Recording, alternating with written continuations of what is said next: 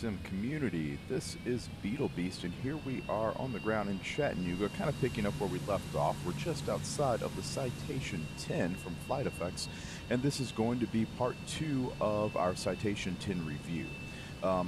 So I say we're picking up where we left off. If you look outside, it probably looks a little bit different, and that is because I currently have it set up with some static weather. I did have to take a break between the time I made the first hour video and the time I've made this video, so the weather obviously is going to change a little bit in that time. So I did put in some just scattered clouds and approximately about the same time of morning, but the cloud situation has obviously, like I said, changed. I also went through the regular startup procedure that I had just done previously on the airplane in order to start the sim up today, as opposed to going with the quick start. I wanted to make sure that I had moved the switches myself, but I could say that in comparison to the previous time where it took about an hour as we kind of walked through it and talked about every one of the systems, this entire thing took me somewhere in the neighborhood of about 30 seconds. So there might be something that I've forgotten to move. I'm not really sure. We're going to find out here, obviously, in a couple minutes. But we're going to go fly today and take a look and see exactly how the airplane kind of behaves when we're flying. I'm going to be really quick here with the flight plan when I put that in. And the only other thing that I kind of want to talk about here, let's go ahead. We'll shut down our APU to the stop position, bring the APU down. You can see that it's starting to spin down, and eventually we can turn off the master. Our generator is currently on. I can take that off. The bleed's coming off as well. Okay. Is this test switch? So it does have a rotary test knob inside of the airplane. I didn't discuss that during the pre-flight, and I probably should have, but it works, and it works pretty nice. If you go around each function, there's a smoke and fire detection. You have, obviously, the master warnings come on. You've got a baggage smoke warning that comes on here. If we go in here, this is the landing gear horn. You get the unlock light and the gear warning. Fire warning, this is for the engine fire, so you're going to have the illumination of the fire lights up here on the dash, along with the master warning, master caution, and then down here you get fire detection fails and engine fire left to right. So that's pretty normal here as well. The thrust reverser test one, I'm not exactly sure what it does, and I'm going to say that because maybe it has to be tested when the engines are off and there's not actually power to them. However, I do get, oh, never mind, maybe. So we do get the lights here for the arm, unlock, and deploy, which is interesting because you also get those same lights when we do the test for the annunciators. So currently those are all showing back to normal. Annunciator, sorry, we're on the flap light. We should have a flap fail message that pops on. I don't see it. Let's go back off of that one again real quick. That's thrust reverser. Okay, there we go. So, engine fire, engine detection. That's the wrong way. Go to flap, or that's windshield. Flap. All right, there we go. Flaps fail. And then the flap annunciator goes up here, and it turns to this little amber color. Continuing, we got a windshield heat fail, windshield messages. Overspeed, we should see the tape move, and it shows a max speed. Goes yellow, or sorry, goes red, and then shows the overspeed test. Along with the FADEC fault there. With the AOA test, is going to be a stall shaker test. So you can see that you're getting a stall shaker. You're going to get a mid-air speed, a stall warning. AOA probes fail, and that's going to fail because that's what it's actually using in order to make the test happen.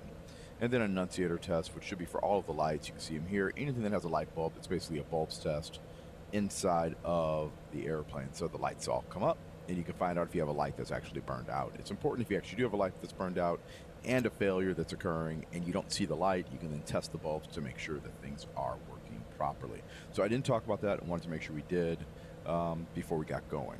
The next thing that I'd like to talk about real quick here, let's go ahead and put in a flight plan. It's pretty simple. If you've done any type of work in an FMS before inside a flight sim, this is going to be a breeze to kind of walk through. There's only one thing that's a little bit funky in it, and that is the way that it does extended center lines. It doesn't do it in the method that I remember Honeywell's doing it when I was trained on them, when I flew them. So if there's somebody out here that knows about the Honeywell Epic and can give me some background on whether or not this one here behaves the same way as the Honeywell Primus 1000 that I was trained on the Embraer, or the Honeywell, let's see here, Honeywell EFIS is the old version that was inside of the Hawker, let me know. I'm kind of curious. I remember that in order to extend the center line on the previous one, it was direct to intercept, choose the point, set the course, and then you would be able to do it. And this one, the only way to do it as a workaround is to take the point and put it behind you. It does extend the center line by doing that, but that's not the way I was taught to do it. So I thought I would ask somebody. Let's go through here, go through our perf and knit real quick. So you can't input anything here. You can do inputs for the climb, cruise, and descent information, but it's done via the right-hand side with long-range cruise, max speed, or a predetermined speed. The same is true for a climb. There's different climb profiles. We'll keep it at the 300.80, and the same is for the descent. We'll keep moving. Transition altitude, speed limits below 10. Initial cruise altitude, it says flight plane limit. That one can be changed. If I put in flight level 320, it'll work. Drop that in. Updates, IC deviation -1.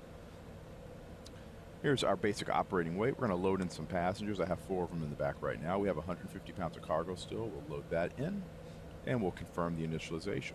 Next is going to lead us to the takeoff page. We're going to leave off runway 20. I'll do the Chattanooga 9 diverse departure, which we can talk about that as we go. It takes you up to 2,200 feet, and then it's as assigned. Very simple. Then I'm going to go ahead and move over towards... actually, I'll put in GQO. So that is the Choo-Choo VOR. We're going to go ahead and add that in, and then I'm going to add in the arrival at Nashville. We'll go in with Star, the Swift 2, do it off volunteer, activate. It's a very long route, but that's so we can get up to 32,000 feet. We'll need the extra space. I'm also going to go ahead and get rid of this discontinuity that's right here. By clicking delete, that drops volunteer underneath it. And Bama, Heimet, Weasel, Adel, or Ade, and we're there. That works. Perf initialization, we've already gone through. Confirmed. Takeoff. Shows that we're going downhill, 0.1% width of the runway threshold. It's going to be a dry runway today. Density altitude. We're going to do flaps 15 for our takeoff. Anti-ice is going to be off. There's our takeoff weight. If we confirm initialization, our speeds, oh, look at that, they're already there, but our speeds will make sure they show up. If you click on the V-speeds on the MFD, you can actually see them listed right here. What I did notice is you can't switch to manual. It's stuck in the automatic mode. So that's kind of, I don't say annoying. We'll talk about the landing performance as we get there towards landing, because we'll have to input data in order to generate V-speeds for landing as well. But the rest of the functionality of the FMS isn't bad. There are obviously numerous features that just don't work. I think I talked about it before with, let's see here, under nav ident. The maintenance side doesn't work. No one really cares about it. It's not important. This one here does work. There should have been a second page on that if memory serves me right as well. But for the most part, the functionality's there, and if you're used to using this type of FMS, I think you will have a fun time with it. It's nice, it's simple, it's fairly easy to use, and it's a strong enough FMS to do pretty much everything you could ever want an FMS to do. It's obviously not modern, so you're looking at an old design. It's going to feel a little antiquated, but I think that's kind of the vibe of the airplane, and that's kind of the hope. Alright, so we're going to go ahead and do an initial climb out. We'll climb to 5,000 feet, then we'll make that left turn, go over here to GQO, or I'll put GQO behind us, and we'll just intercept the line going out from GQO to Volunteer. I think that seems like a lot of fun. We'll do that instead. I'm going to go ahead and set my pitch trim. If you can look over here, it's currently outside of our wide arc on our ICAS, and you notice we have this no takeoff. That's going to be for a few different items. The pitch trim is going to be one of them. The parking brake's another one. And if we were to push up our power, sorry, those there, the pedostatic heats are another. If we were to push up our power, we're going to get a takeoff fail warning. Let's see if we can do that right now, just as a demonstration for you. Engines come up. There you go, no takeoff. So, not allowed to do it. Gives you the warning, and that's what we're going to make sure is set up properly. So I'm going to go ahead and set my trim. Bring it down. You're going to notice that both the trim indicator has this little green arc that's right there. It turns green once you get it within the green arc. That's a requirement for the takeoff, and it's basically a very simple takeoff check, pre-takeoff check. So it's going to look to make sure that your flaps are set, that your parking brake's off, that your trim is set, and if everything else is kind of good, it's going to let you try to take off the airplane. So that said, I think we're pretty well set and good for takeoff, and I don't want this to get any longer than it needs to be. So let's go ahead and get out. This is runway 20 here in Chattanooga.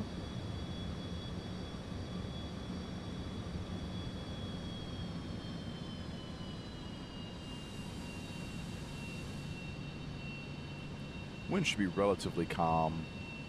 So I assume we're going to land on the 20s when we get up to Nashville. I think that'll work out nice and easy. All right, there's runway 20. So there's something right in the middle of my runway, and it's red. Let's look up. Sound effects in this thing are fantastic. Might be a little airplane. Can't really tell from here. Almost looks like a windsock. Let's find out, huh? All right, power's coming up.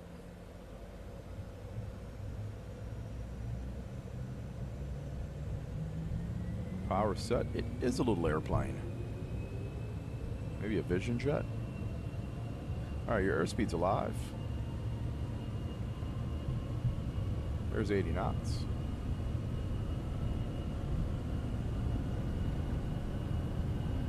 V1 and rotate. Give it a little bit of back pressure. It shouldn't take much.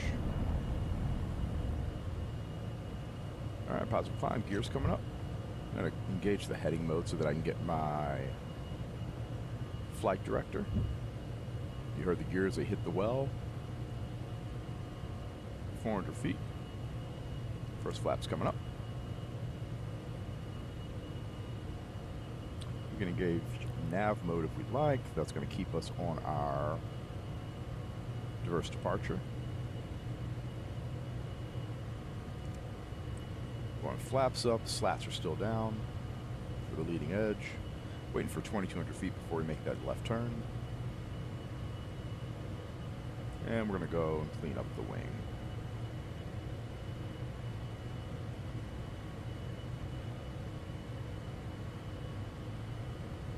Alright. I'm going to go heading. Spin that heading around towards east, right about there. And let's start making that left-hand turn while the airplane accelerates towards 250 knots. And we'll continue our climb up to 5,000 feet. Currently hand flying, little touches of trim here to keep the airplane going the way I want it to. Power's already set to climb thrust. But I am going to manually control it. I am not going to go into flight level change mode. So I'm just going to go ahead and start pulling the power out a little bit. There's 4,000 for 5,000 in that left-hand turn. Altitude select.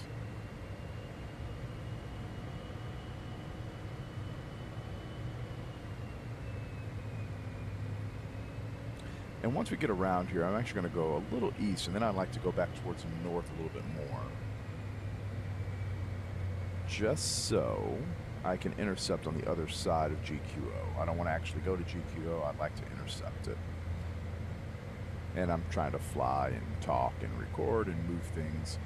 And in a second, I'm going to be looking down at the FMS too. So I'm trying to do all of this at the same time, which an autopilot would help, but we're not going to do that because we're stubborn. We want to have a little bit of fun because we're flying a sim, right? All right, so I'm going to go into our flight plan page. I'm going to take, next page, GQO, grab it. I'm going to drop it behind us there.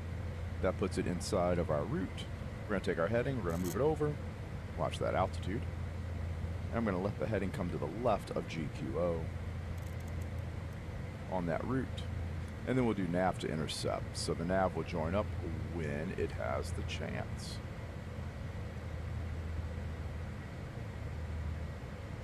I'm blaming most of that little hot nose high attitude on my X56. I love you guys over there at Logitech. You make a great stick. But it does have a little bit of drift to it. And the rest is going to be blamed on me and my trimming. Force feedback will change everything. Alright, so we got both of those set. I'm going to go ahead and take my altitude up. And we'll just do an unrestricted climb to 32. So my course is coming back. We're just going to wait for it to actually intercept. I'm going to unclick my altitude selector. Course is intercepted. We've got LNAV. Power's going to come back in. I'm going to keep pitching it, and I'm just going to pitch sync to climb it. Power's back to the climb D10. And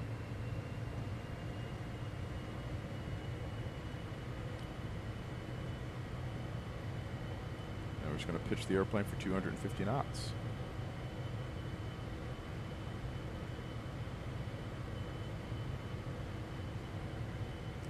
And just to kind of run through a very quick and dirty after takeoff tech, the gear is up, the flaps are up. Airspeed's been established at 250 knots. Power set to climb.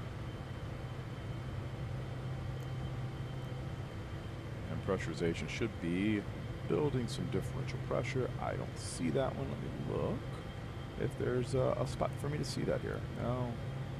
Oh, maybe they're on the bleed. Bleed air valve is closed. Engine bleeds are open. Packs are on.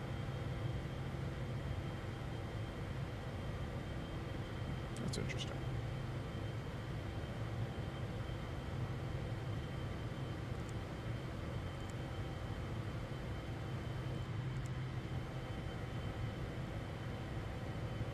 That was also interesting. I turned off the passenger pack and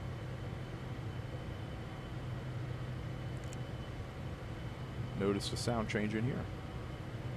All right, so we're through 10,000 feet. Lower the nose a little bit and we'll let the airplane accelerate. And here, let's go ahead and we'll engage the flight level change and we'll engage the autopilot as well. So we've got flight level change, autopilot indicated. It's going to pitch the nose over to accelerate to 300 knots. It should not descend, but it might level us off here for just a minute. And then it'll initiate the climb back up towards. What happened to my altitude? Why is this at 5,000 feet? I know for a fact I set 32,000 feet in here. That was super weird. We're going to have to look at that again later to find out what I did. That should have happened. Okay, so now we're climbing 300 knots. We're outbound. I'll zoom my range out just a little bit. You can see the smart turn there at Volunteer. And if you notice, there's our top of descent to come back in for our descent into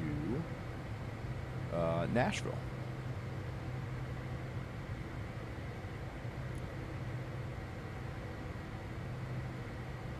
So, first impressions here, the airplane, of course, is plenty powerful. The handling control characteristics are really pretty good. It's actually probably one of my favorite airplanes when it comes to the flying characteristics. You don't have a lot of additional pitching moments. There's not a lot of yawing motions. The roll control is very predictable. Even with my, like I said, somewhat antiquated hardware that I'm using right now, it works really well. And just so we know, I know I've mentioned it in some of my other videos, I do still have my WinWing setup. It's just in my sim racing, sim flying rig, which is only used with VR. So if I'm making any of these videos like this, I tend to be playing without VR. So here I am, I have to use my backup setup, but it works really well, even with my backup HOTAS. So yeah, I quite like it. Let's go ahead and open up the EFB. I'm going to bring up information. It doesn't know where we're going yet, so let's type in. Oh, there's Nashville. I don't want to go to that runway. I'd like to use one once to the south. Let's use 20 left. And I'd love to bring up the weather in Nashville. So here we go. Calm winds, 10 miles, few clouds at 2,400 feet. Temperature's 31. Dew point's 22. 3005 is going to be our meter when we get over there. And honestly, those might be a little bit different than what we actually receive out of this, because this does have static, and this one here is probably giving me the actual current METAR at Nashville. All right, we'll see if we can make it our way up. I might actually go ahead and let's go vertical speed on our flight guidance. From here, you're going to click it up just slightly to choose what you want your vertical speed to climb at, as you can see there at the bottom of the PFD. Let's give her some go. Let's try to climb up here at 3,500 feet per minute. We'll see how long we can maintain that. We're 2,992 on our meters. We come to 18,000 feet. Airspeed's obviously going to decay a little bit by having that additional pitching motion, but I want to see just how high I can get, if I can actually reach 32,000 feet before we start our descent.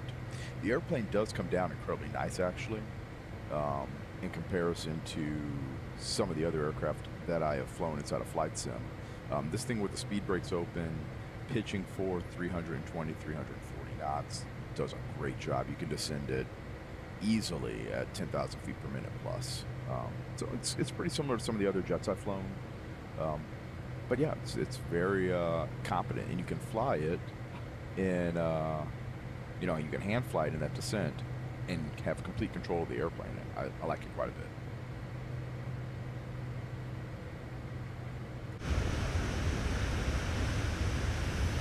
So something else here that's kind of neat that I've really been enjoying from the airplane. As you go to this external view, if you come behind the airplane, outside of the noise that you get, because it is very loud, you get this awesome camera shake that Flight Effects is included when you're right here behind the engine. So I love that distortion. I think it's super cool. You know, if you were a drone camera that was able to keep up, that would be pretty dang neat. So anyway, I love it. I think it's really neat.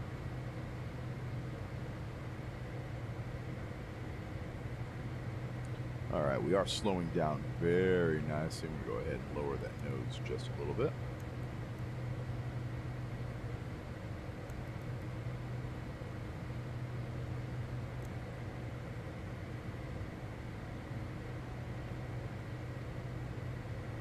So if you've been spending some time flying this, in the comments, please tell me what you guys think. Tell me what you like. Tell me what you don't like. Because I found it thus far to be an incredibly fun airplane to fly. You know, that's just, once again, me. Now, there will be something else. Actually, you know what? Let's talk a little bit about this panel right here. I'm sure you guys will all understand what it does. But if I was to take the Volunteer VOR VXV, go into nav, if I go to the tune page, I can type in VXV right there. VXV, drop it into nav 1. So 116.4 is the frequency. You can see this now, manually tuning Volunteer. That little M stands for manually tuned. That means I entered it. Over here, you see this A, that's automatic tuning. The FMS is always using backup data to help verify your information as to where you're actually located. It's part of a redundancy for system failures. So even though you have IRS units in here, that you align, tell it where it's at. It uses GPS signal to augment that data to give you accurate spatial information. It also uses backup information based off of ground-based navigations to help tell you where you are in place and time. It'll also do it based off of the flight plans that you have active. So that's where you see this little A, meaning it's automatically tuning these particular VORs and using them for their navigation and for accuracy of your positioning. By manually tuning it over here, I now have it, but as you notice, I can't see it. The only way that I'd be able to see it if I wanted to, there's two that we'll talk about real quick. I could put the airplane into a heading mode and then switch my nav source using this little button here that says nav to give green needles, and that would show me where I'm at compared to the VOR. Additionally, you have these little bearing pointers right here. This one here being the circular bearing pointer, this one being the diamond. I'm moving this to VOR1, it gives me a bearing pointer in blue with that little circle pointing me directly at the Volunteer VOR. This way I don't actually have to swap my nav source and change how the aircraft's navigating. I can back up that data. Funny fact, when I was flying for the airlines in the Embraer, we had, like I said, a very similar set of avionics, but many times we only had one FMS, and it became a requirement for the other pilot to fly with short-range nav up. Now, you could fly it with long-range nav being your main source, but you had to back that information up with something else, and you would use these bearing pointers by bringing them up to nav 1 or nav 2 and show where you were actually navigating and then back that up all on the paper charts. So it was essentially a check and balance for the single point navigational system failure that you could have potentially had. And when we were flying these airways, these jet routes all the time, you had a pilot who was looking at it and basically crossing off when you cross specific points in time and space to verify the accuracy of the FMS. All right, we came through 31,000 for 32,000 feet. Go ahead and spin our heading bug around to west. That's going to be pretty close to where we're going at. We're going to get up to altitude. I want to let the airplane accelerate, which might take a few minutes, and then we'll start our descent back down into Nashville. So the next altitude that we're going to have on our arrival, the base altitude for the arrival, we'll bring that up real quick. It's going to be 5,000 feet. So if I bring up the swift arrival here, and we look at all of our points, we're going to be coming in from this way. There's Volunteer. This part's not to scale, so you won't see our airplane on it, but once we get further in, you will see the airplane. So that'll be sometime, right around Swift, you'll start seeing the airplane show up. But we're going to go to Bama. Bama's going to have to be flight level 200 is what it's listed as there. Let's bring up the flight plan page, and we can see it right there. Then we have Swift, and Swift actually has altitudes between 13,000 and 20,000 feet. So I'm just going to go ahead and put flight 200 in there. So now we have 20,000 feet on the next leg. Moving to the next one, HIMAT at or above 10,000 feet. That matches. A day between 8 and 12, that matches, and that also has a 250 knot speed limit on it. And then it becomes runway dependent. So we're going to probably screw this all up when we click this button. I'm going to hit arrival again. Runway. 20 left is what I want to land on. ILS for 20 left. We'll come from the Reba intersection. Do the swift to arrival from volunteer. Be prepared to make a change here. This is very normal for these FMSs. When you start making changes here, it may forget where you're at and where you're going. So I'm actually going to let it level off in the turn, going direct to Bama before I click the button, because I might make it angry. Center up the heading bug to about there. That'll work. I'm going to swap it. I'm going to click activate. And nothing changed. I'm happy. It did lose that initial leg there, but we're on the course. We're going to Bama still. There's our descent. I'm going to go ahead and set 5,000 feet in.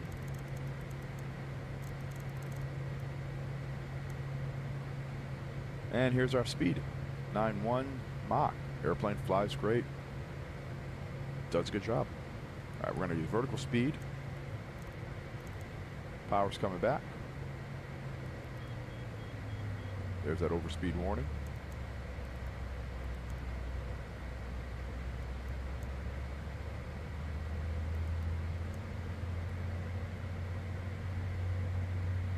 And I'm going to arm the VNav so that once we get to that point, it should show up.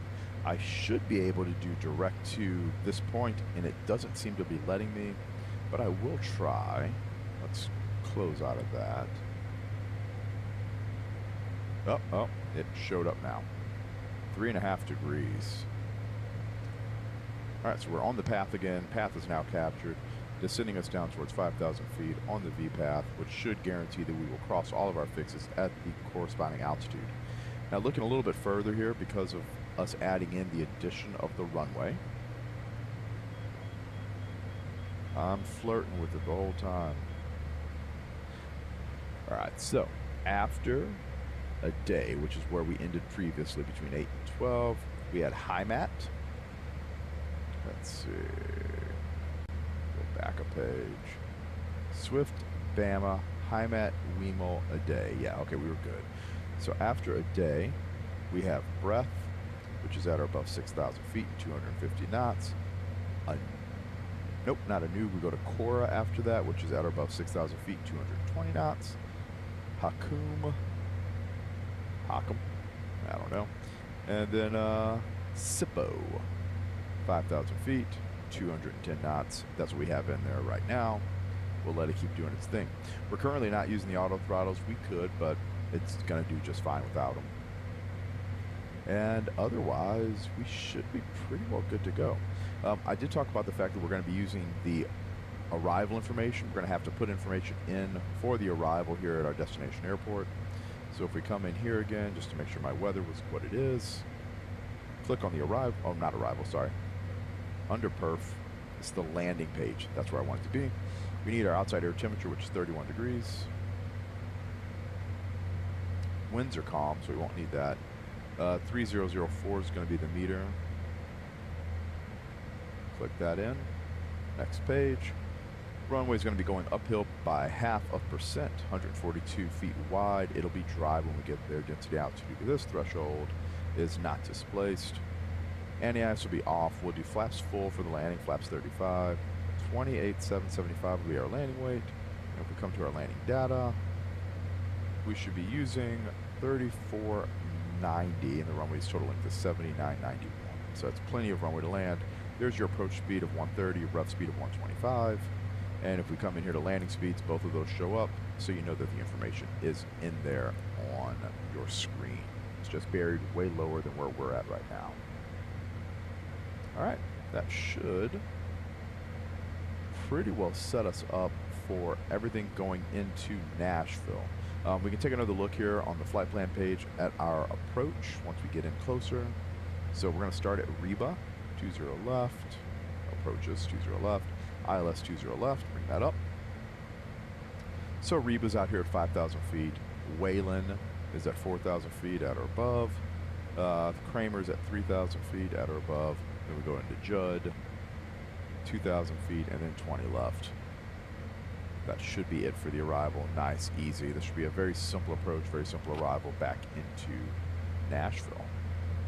So we know that all the information is good. That means we can now fly what's here in the FMS. We're not going to worry about bringing other things up. And I'm wondering if I actually have enough stuff that I really want to talk about other than the way this thing transitions as we get closer to the runway. I've already kind of mentioned it. And you guys actually already saw it when we did our navigation over towards Volunteer, bypassing the GQO VOR, or the Choo-Choo VOR.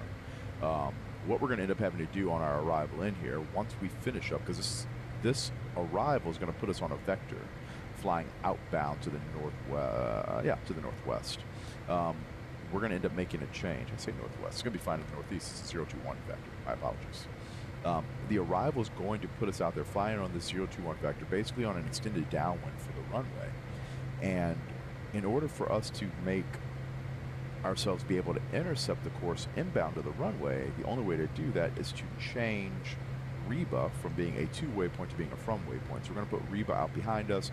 It'll extend the center line out and give us the opportunity then to join the final approach course inbound from Reba. But that's the only way to do it inside of the sim, because the traditional way of doing it inside of the FMS does not work. It was, like I said, one of the things that I was kind of disappointed in the first time I got in. It's like, hey, this seems different. But for all I know, Honeywell changed how they set things up inside of these FMSs. And as a result, and maybe it is just functioning slightly different than what I was used to in my previous version of Honeywell experience. Some other things I thought was kind of cool here. They did some really great detailing. Let's see if I can find it over here. So I think it's up here at the top. No, it's just down at the bottom. Okay, so it's both windows at the bottom. You have these PBG glass numbers here. I love the fact they included it. I will say it's kind of funny they put the same part number on it when you know that these are not the same windows. So I wish those were different, but I like the fact that they put it there. It's kind of cool. I'd also mentioned, of course, that you're not able to open up these little side windows. You can even see the hinge here. It'd be kind of cool if they did. And I talked about it before regarding the main door. Once you have engine start and everything else, you don't hear things that are happening outside of the cabin of the airplane. So once you're on the ground with the main door open, you don't get the sense that you have the door open, as all the sounds inside of the airplane are essentially isolated very differently than they are when you're on the outside of the airplane. And knowing that I've flown the Coronado V35 Bonanza, along with other GA airplanes where you do get a lot of that ambient noise, on those aircraft you do get to experience having a door open or a window open changes the dynamics of the sound in the airplane. And the same is 100% true, of course, in a business jet. I just wish they had included it. So that's the one thing that I will comment, and I really kind of wish they had done slightly different. Something else I'd love to bring up real quick. We've talked about it before, but I thought it would be a great time to click the button. The active noise reduction, I'm going to click it, and then you're going to get a chance to hear how things sound differently with the ANR on versus having them the way it is right now. So listen to the background noise. And there's the background noise of the ANR activated. Now, something that you'll note, there are still sounds that do come through. There are changes in the cockpit that will make noise, but it makes it kind of silent. But it does behave very similarly to how an ANR headset works in a business jet. The sounds are still there. They're muffled considerably. And it becomes more difficult to identify certain noises that are going on inside of the airplane. But the sounds, like I said, are still present. So there's that. I think it's kind of cool. In order to make it sound like I'm actually flying, I'm going to go ahead and turn it off. But I do like it. It's a very nice feature. So good job, guys. Go ahead and zoom in just slightly so we can see our turn coming in at Swift. If we want to bring up that chart, we could do that now. Arrivals, Swift.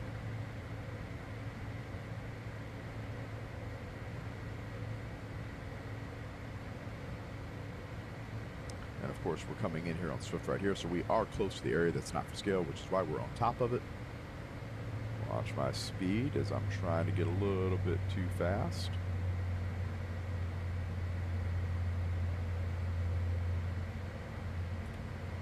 Our altimeters are still set as 2992 there on the field, apparently.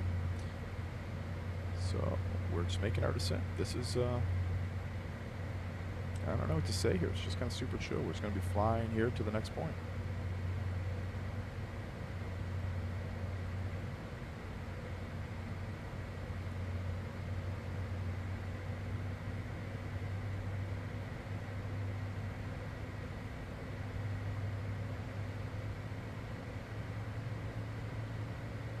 So I am really interested to see the next iterations that are coming out from Flight Effects. You guys, just going to say it right now, you guys did a real bang-up job on this one. This is a pretty cool airplane to fly. But I'm looking forward, of course, to their Embraer 145 release. Also really looking forward to the Challenger CL350 release. If you guys need any help with finding people to talk to about the Embraer 145, I am friends with a ton of buddies who were check airmen on it. I haven't flown the airplane in a number of years, but many of them were still flying the airplane up until about 5 years ago. So I have friends who were in the instructor programs on that airplane, both at Flight Safety and with the airlines that I was flying with. So just FYI, there's tons of resources out there, and would be happy to try that one out as you guys get a little bit closer towards becoming a finished product. And I think it's about time that we speed things up ever so slightly.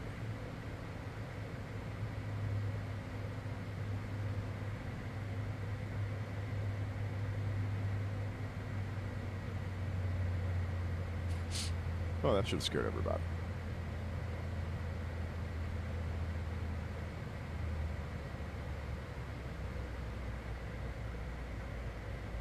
Slowing through 10 for 250 knots. We're going to have to get pretty close to our 250 or else we will have an issue.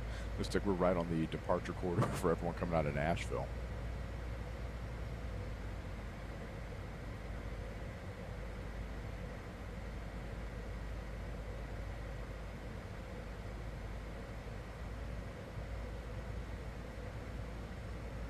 And oddly enough, I'm speeding up because I have to go fly here in a little bit.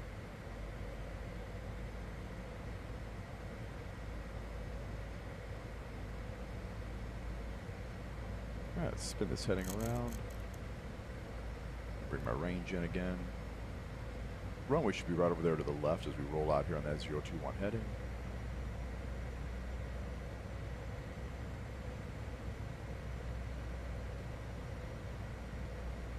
After SIPO, that's going to be it. We'll be flying the heading the rest of the way. Let's get the approach up for 20 left. And for the sake of argument, let's look out there and see if we see anything. Nashville, where are you? Probably slightly hit behind something, but I almost guarantee it's right over there where we left it.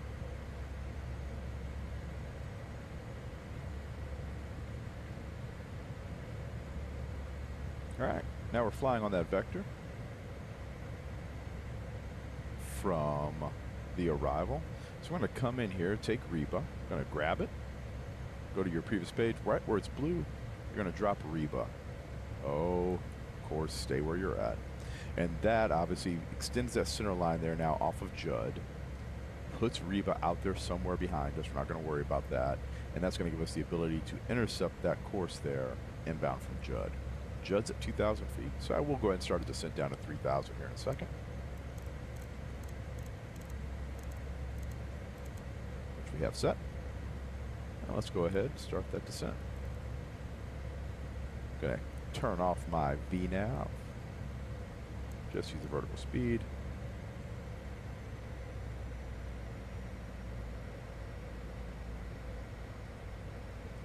We're below our slat speed and our flaps 5 speed, so that should work just fine for that.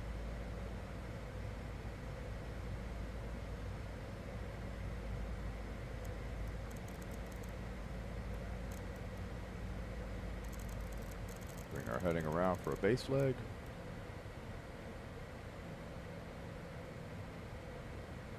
And let's scroll in 2,000 feet. Let's go ahead and bring in our first set of slats and flaps to 5. Increase that descent rate ever so slightly. Power's out.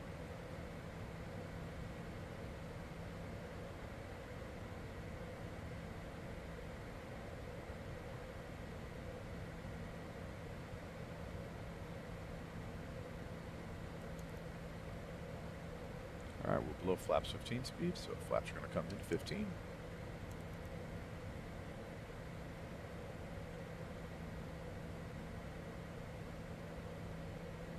Max speed for the gear to go down is going to be 210 knots, so we'll be looking at that here in just a couple seconds.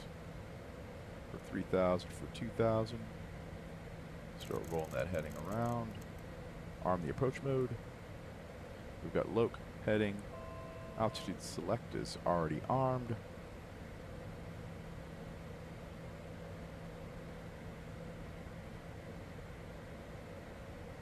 There's out.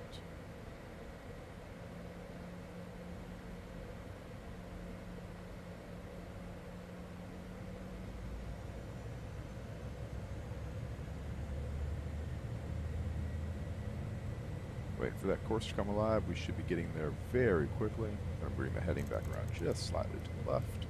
Don't want to go flying right through it. Alright, there's the course alive. You see the localizer showing up there. There's a green transfer. Localizer's all captured up. Going gear down.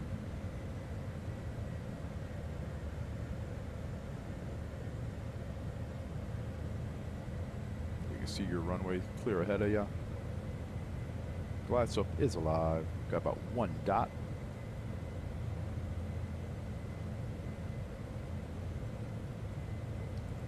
Going final flaps. Glide slope's captured. If we have to go missed, it's going to be a climb to 3,000 feet. So we'll go ahead and set that. And we'll start slowing to ref +5. Which will be your approach speed of 130 knots.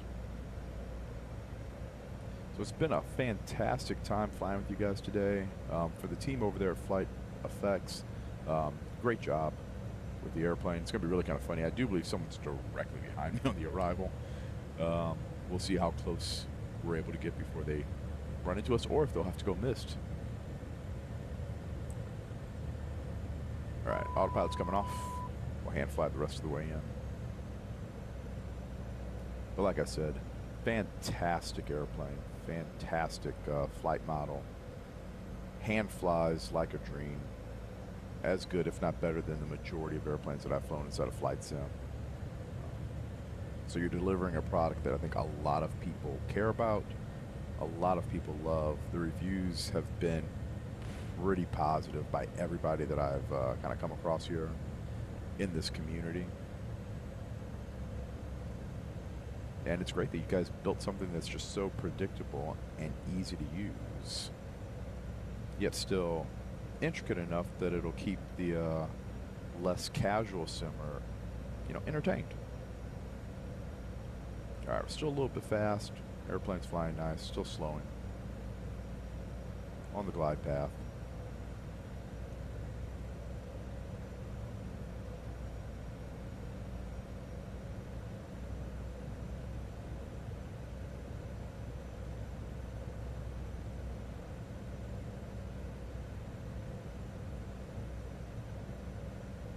Power's coming out.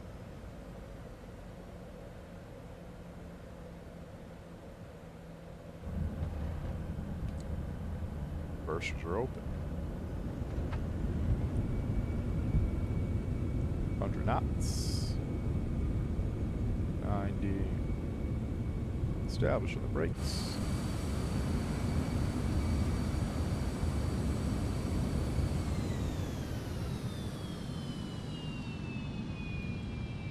Buckets are closed, and we'll make the next taxiway.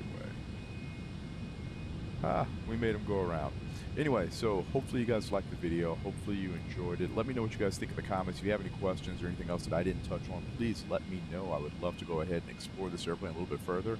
We have no idea why that truck just showed up in the wrong spot at the wrong time.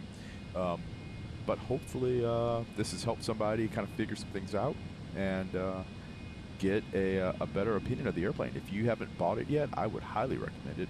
Great fun, great airplane, great business jet, and a great addition to Flight Sim 2024. For the Flight Effects folks, loving it so far. Keep up the great work. Look forward to playing with the Embraer 145 and the Challenger when you guys get those out. And everybody else, thank you guys for watching. It's been a blast on this flight over to Nashville. So happy simming. Thanks again for watching. Take care. We'll see you guys next time.